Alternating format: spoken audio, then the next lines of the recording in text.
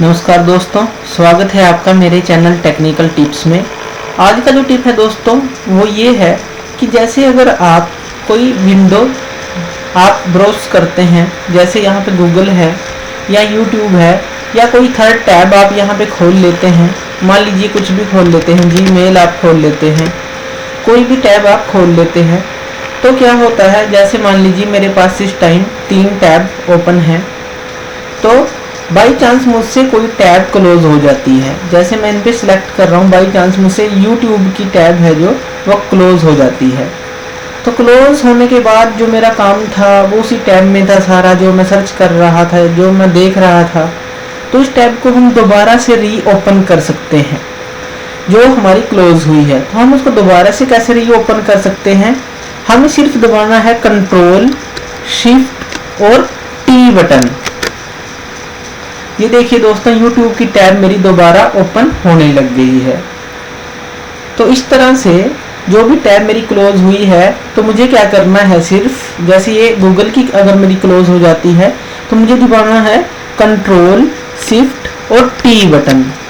तो मेरी गूगल की जो मैंने क्लोज की थी अपने आप ही ओपन हो जाएगी। तो एक तो ये ट्रिक है दोस्तों आज के लिए। और दूसरी ट्रिक है दोस्तों कि जैसे आप वर्ड के अंदर अगर काम कर रहे हैं, मान लीजिए माइक्रोसॉफ्ट वर्ड के अंदर आप काम कर रहे हैं, किसी भी पीपीटी के अंदर आप काम कर रहे हैं, आपने कुछ टाइप कर दिया, जैसे मैं कुछ भी टाइप कर देता हूँ, तो अगर मैं कंट्रोल जेड दबाता हूँ तो क्या होता है, वो बैक चला जाता है। एक बार और कंट्रोल जेड दबाता हूँ तो वो बैक चला जाता है लिखा हुआ। इसी तरह से अगर आप कंट्रोल वाई का यूज करें तो जो आपका लिखा हुआ है आप फॉरवर्ड डायरेक्शन में मूव कर सकते हैं।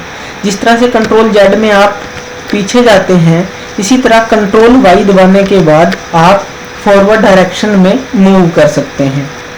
तो दोस्तों आज के लिए 2 ट्रिक थी। फर्स्ट तो थी कि आप टैब को, क्लोज्ड टैब को कैसे ओपन कर सकते हैं, by pressing control shift and capital T.